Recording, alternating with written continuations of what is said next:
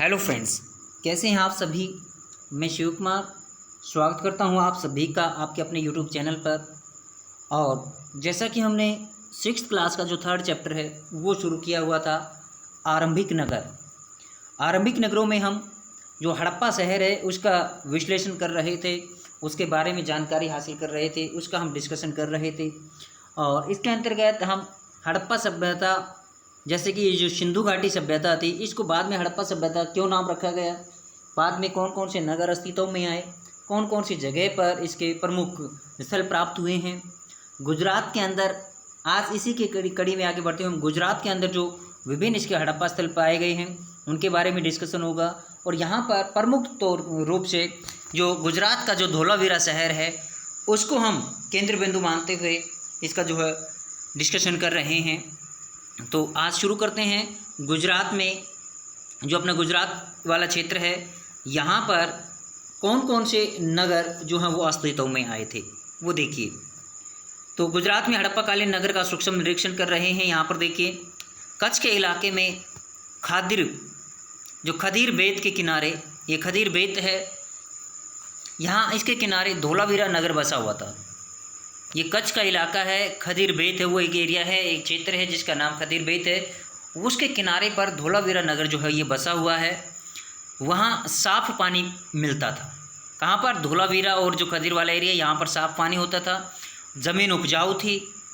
जहाँ हड़प्पा सभ्यता के कई नगर 2 भागों में विभक्त थे, वहीं धोलावीरा जो नगर है ये सबसे इम्पोर्टेंट विशेषता है धोलावीरा नगर की। जो धोलावीरा नगर है ये, इसकी विशेषता इसको सभी क्षेत्रों से अलग करती है। ये 3 भागों में बटा हुआ था। हड़प्पा सभ्यता के बाकी सभी नगर 2 भागों में बटे हुए थे। एक ऊपरी नगर जिसको कि दुर्ग बोला जाता था, एक निचला क्षेत्र जिसको कि निचला दुर्ग बोला जाता था, ऊपरी दुर्ग और निचला क्षेत्र। तो इस प्रकार से, लेकिन धोलावीरा एकमात्र ऐसा स्थान था जो 3 भागों में बटा हुआ था। इसके हर हिस्से के चारों ओर पत्थर की ऊंची ऊंची दीवारें बनाई गई थी। यानी जो 3 भाग थे, तीनों भागों के चारों ओर ऊंची ऊंची पत्थर की दीवारें बनी हुई थी। इसके अंदर जाने के लिए बड़े बड़े प्रवेश द्वार लगे हुए थे। इस नगर में एक खुला मैदान भी था। देखिए इसकी विशेषताओं में, देखिए एक खुला मैदान भी था जहाँ सार्वजनिक कार्यक्रम आयोजित किए जाते थे। यानी सार्वजनिक कार्यक्रम, आम जनता की भलाई के कार्यक्रम यहाँ पर होते थे। यहाँ मिले कुछ अवशेषों में हड़प्पा लिपि के बड़े बड़े अक्षरों को पत्थरों में खुदा पाया गया है। यानी यहाँ पर जो विभिन्न प्रकार के अवशेष जो प्राप्त हुए हैं, उन अवशेषों के अंदर एक पत्थर के ऊपर खुदी हुई बड़े बड़े अक्षरों के अभिलेख यहाँ से प्राप्त हुए हैं। इन अभिलेखों को संभवतः लकड़ी में जड़ा गया होगा। ये जो अभिलेख हैं इनको लकड़ी में लगाया गया था। यह एक अनोखा अवशेष है। यानी ये एक अपने प्रकार का एक अनुपम अभिलेख है, क्योंकि आमतौर पर हड़प्पा के लेख मोहर जैसी जो छोटी छोटी वस्तुएं थी उन पर मिले हैं, लेकिन ये एक अभिलेख ऐसा है जो लकड़ी में जड़ा हुआ मिला है। ये एक मात्र ऐसा अभिलेख जो लकड़ी के अंदर जड़ा हुआ मिला है। तो गुजरात की खंबात की खाड़ी, गुजरात के अंदर कौन सी खाड़ी है? खंबात की खाड़ी है। जिस प्रकार, जैसे कि हम यदि इंडिया का मैप ऐसे इधर से ये इस प्रकार से जो मैप बनाते हैं, ये इधर ये खंबात की खाड़ी लगती है भारत की। इस खंबात की खाड़ी में क्या है? ये गुजरात वाला आपका एरिया है, ये लगता है खंबात की खाड़ी के अंदर। तो इसके अंदर ये जो खंबात का खाड़ी है, इसमें मिलने वाली जो साबरमती का जल है, जो साबरमती है, इसकी एक उपनदी है साबर नदी, जो साबरमती, इसकी एक उपनदी के किनारे पर बसा लोथल शहर। लोथल कौन सी? भोगवा नदी। इसकी साबरमती की सहायक नदी कौन सी है? उस नदी का नाम है भोगवा। ये भोगवा नदी के किनारे पर बसा हुआ है भोगवा। इस भोगवा नदी के तट पर यह बसा हुआ शहर है लोथल, जहाँ कीमती पत्थर जैसे कच्चा माल आसानी से मिल जाता था। यहाँ पत्थरों, शंखों और धातुओं से बनाई गई चीज़ों के महत्वपूर्ण केंद्र प्राप्त, यानी वर्कशालाएँ थी, कार्यशालाएँ थी, यहाँ पर वर्क प्लेस हुआ करते थे यहाँ पर। तो राजस्थान या गुजरात के अंदर से क्या मिले हैं? मनकों की वर्कशालाएँ मिली हैं यहाँ पर। इस नगर में एक भंडार गृह भी था। इस भंडार गृह में क्या, जिसको वेयर हाउस बोलते हैं, इस भंडार गृह से कई मोहरें और मुद्रांकन जहाँ पर सिक्के डालने के जो काम किए जाते थे वो मोहरबंदी क्या है? गिल्ली मिट्टी पर पर दबाने से बनी उनकी जो छाप है, यानी गीली मिट्टी के ऊपर वो कुछ जो चिन्ह वगैरह थे उनको दबाने से वो निशान बनते थे, उसको बोलते थे मोहरबंदी। तो इस प्रकार के अवशेष यहाँ से प्राप्त हुए हैं। यहाँ पर देखिए लोथल क्या है, लोथल एक गोदीवाड़ा है। लोथल क्या था, एक गोदीवाड़ा, एक बंदरगाह। यह बड़ा तालाब लोथल का बंदरगाह का रहा होगा। ये जो नीचे तालाब दिखा रखा आपको, ये जो नीचे तालाब नज़र आ रहा है, ये तालाब, ये बंदरगाह रहा होगा लोथल का, जहाँ समुद्र के रास्ते आने वाली नावें रुकती थी। यहाँ संभवतः माल को उतारा व चढ़ाया जाता था इस क्षेत्र के अंदर। ये देखिए, ये विभिन्न इधर से माल आता होगा इधर से, और यहाँ से जो गाड़ियाँ जो समुद्री जहाज़ें थी वो इधर आती होंगी और यहाँ पर माल को उतारा या चढ़ाया जाता होगा। तो इस प्रकार से ये जो प्रमुख शहर, ये जलाशय जो दिखाया गया है, ये इसका महत्व रहा होगा इस दौरान। यहाँ पर देखिए एक इमारत मिली है। ये इमारत जो हमने अभी देखी, ये एक इमारत है जहाँ संभवतः मन के बनाने का काम होता होगा। यानी ये क्या रही होगी, ये कार्यशाला रही होगी, वर्क प्लेस रहा होगा, मन के बनाने का कारखाना। तो ये क्वेश्चन पूछा जाता है कि मन के बनाने का कारखाना कहाँ से प्राप्त हुआ है, ये लोथल से प्राप्त हुआ है। पत्थर के टुकड़े, अधबुने मन के बनाने वाले उपकरण और तैयार मन के भी यहाँ से बहुत ज़्यादा संख्या में प्राप्त हुए हैं। यहाँ पर देखिए मुद्रा और मुहर और मुद्रांकन या मोहरबंदी, इनके बारे में देखिए। मोहरों का प्रयोग सामान से भरे उन डिब्बों या थैलों को चिन्हित करने के लिए किया जाता होगा। यानी किसी बॉक्स के अंदर सामान को डाल करके उसके ऊपर मोहर लगा दी जाती थी, जिसके कि आजकल सील बोलते हैं। जैसे कि आजकल विभिन्न कक्षाओं के जो एग्ज़ाम वगैरह होते हैं, बोर्ड एग्ज़ाम, वो बोर्ड एग्ज़ाम कंडक्ट करवाने के बाद उसके ऊपर जो मोहर लगाई जाती है, सील लगाई जाती है, वो इस बात का प्रमाण होती है कि जो सामान है वो सुरक्षित अपने गंतव्य स्थान पर पहुंच गया है। तो इसी प्रकार का जो तरीका है, ये मोहरबंदी से किया जाता था। जिन्हें एक जगह से दूसरी जगह पर भेजा जाता था, उस थैले को बंद करने के बाद उसके मुंह पर गीली मिट्टी का पोत कर उन पर जो मोहर लगाई जाती थी, वही मोहरबंदी कहलाती थी। भाई अगर यह छाप टूटी हुई नहीं होती थी तो यह साबित हो जाता था कि सामान के साथ कोई छेड़छाड़ नहीं हुई है, और यदि ये टूटी हुई होती तो इसका मतलब ये होता था कि सामान को कहीं जो नुकसान पहुंचाया गया है, किसी ने सामान को चेक किया है। अब यहाँ पर देखिए सभ्यता का अंत कैसे हुआ। हड़प्पा सभ्यता का देखिए हमने विकास को जाना, किस प्रकार से यह 4500 वर्ष पूर्व जो अस्तित्व में आई थी, फिर धीरे धीरे इसका किस प्रकार से विकास होता चला गया। तो सभ्यता के अंत का रहस्य देखिए, लगभग 3900 साल पहले, आज से 3900 साल पहले एक बहुत बड़ा बदलाव देखने को मिला। वो बदलाव क्या था, उस बदलाव को देखिए। वो बदलाव किस प्रकार का था।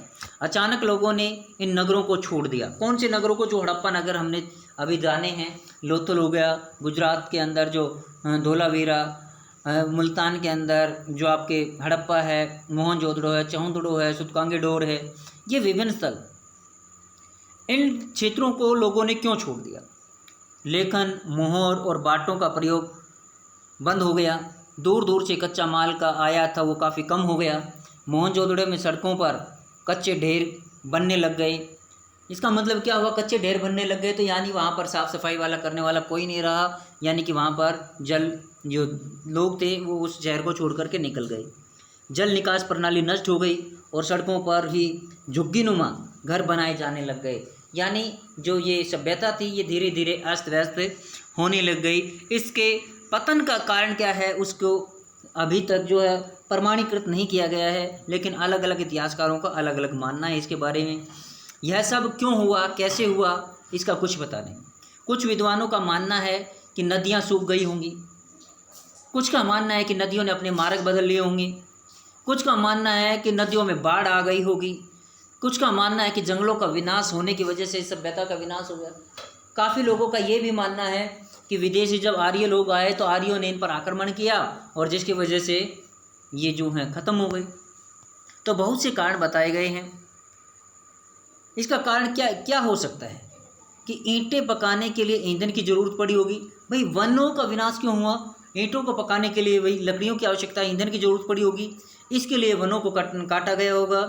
मवेशियों के बड़े बड़े जो झुंड थे, चरागाह और घास वाले मैदान समाप्त हो गए होंगे, कुछ इलाकों में बाढ़ भी आ गई होगी। लेकिन इन सभी कारणों से ये स्पष्ट नहीं हो पाता, क्योंकि बाढ़ आई होगी तो वो कुछ क्षेत्रों के अंदर आ गई होगी, सभी क्षेत्रों में अचानक लोग जो है वो गायब कैसे हो गई। सूखा पड़ा होगा, कुछ क्षेत्रों के अंदर पड़ा होगा सभी क्षेत्रों के अंदर एक साथ नहीं पड़ा होगा। तो लेकिन ये विनाश एकदम, ये स्थान अचानक खाली कैसे हो गए, इन कारणों से ये पूरी तरह से स्पष्ट नहीं हो पाता है। सभी नगरों का भला एक साथ अंत कैसे हो सकता है, क्योंकि बाढ़ें और नदियों के सूखने का असर कुछ इलाकों में हो सकता है, सभी क्षेत्रों में एक साथ नहीं हो सकता। ऐसा लगता है कि शासकों का नियंत्रण जो है वो जनता पर समाप्त हो गया। जो सटीकता के करीब पहुंचता है वो कारण क्या है कि भी हो सकता है कि जो शासक लोग थे, शासकों का नियंत्रण जो आम जनता पर खत्म हो गया होगा।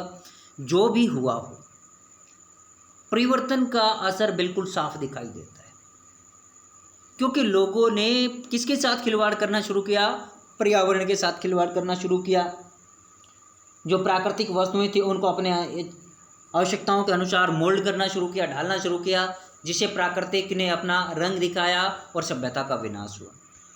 आधुनिक पाकिस्तान के सिंध और पंजाब की बस्तियां उजड़ गई थी उस दौरान।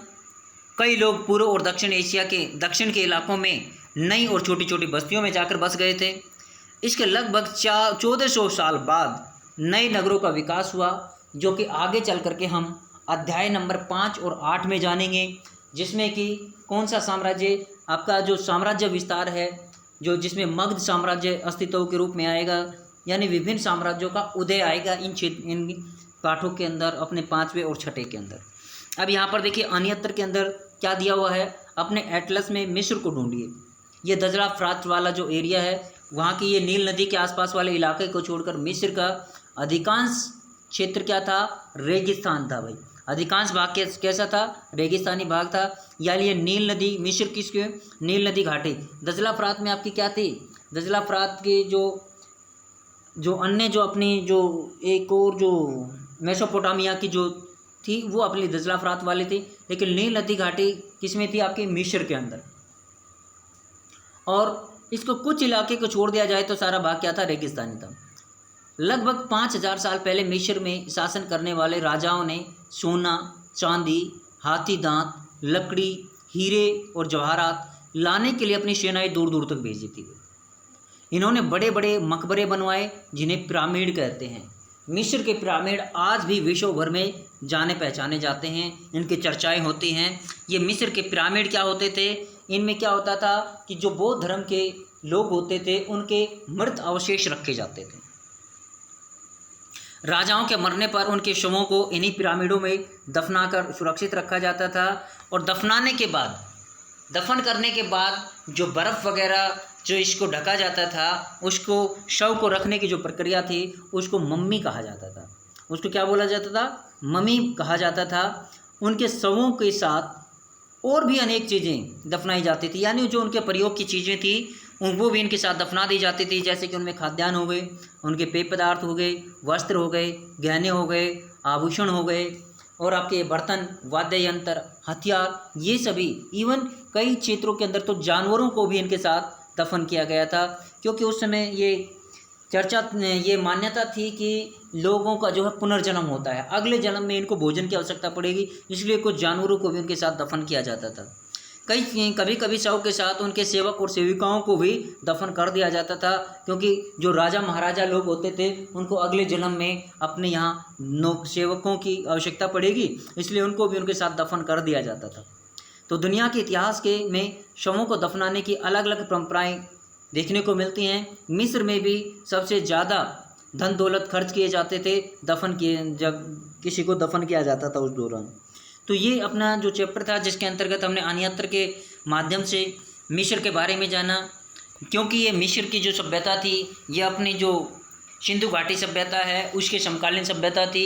नील नदी की घाटी है ये, और जो दजला फ्रात वाली जो मेसोपोटामिया की जो सभ्यता थी वो भी अपनी इसी के समकालीन सभ्यता थी। साथ ही साथ जो आपकी हवांगहो नदी की जो चीन की सभ्यता है वो भी अपनी जो सिंधु नदी सभ्यता है या हड़प्पा सभ्यता है उसकी समकालीन सभ्यता थी। तो इसी के साथ ही अपना जो आज का जो चैप्टर है ये चैप्टर फिनिश होता है। आज इसका हमने जो पूरा किया है इस चैप्टर को। इसके अंतर्गत जब हम आगे डिस्कस करेंगे तो इनके जो क्वेश्चंस हैं इनके लिए हम अलग से वीडियो बनाएंगे, उसके अंदर इन क्वेश्चंस को डिस्कस करेंगे। जैसे कि यहाँ पर इसमें दिया हुआ है मैच। तांबा कहाँ से मंगाया जाता था? राजस्थान से। तांबा कहाँ से लाया जाता था? राजस्थान से। सोना कहाँ से? कर्नाटक से। टिन कहाँ से? अफगानिस्तान से। बहुमूल्य पत्थर कहाँ से? गुजरात से। ये आपका मैचिंग का हो गया। हड़प्पा के लोगों के लिए धातुएं लेखन, पहिया और हल क्यों महत्वपूर्ण थे? क्योंकि इससे पहिए से विभिन्न प्रकार के आविष्कार हुए। ठीक है, लोगों ने जो बर्तन बनाने सीखे, यातायात सुविधाएं इससे विकसित हुई। और बाकी के जो क्वेश्चंस हैं ये टेराकोटा और इन सभी के बारे में हम नेक्स्ट वीडियो में कभी इनका सॉल्यूशन डालेंगे। तो आज के लिए वीडियो में इतना ही। Thank you, have a nice day.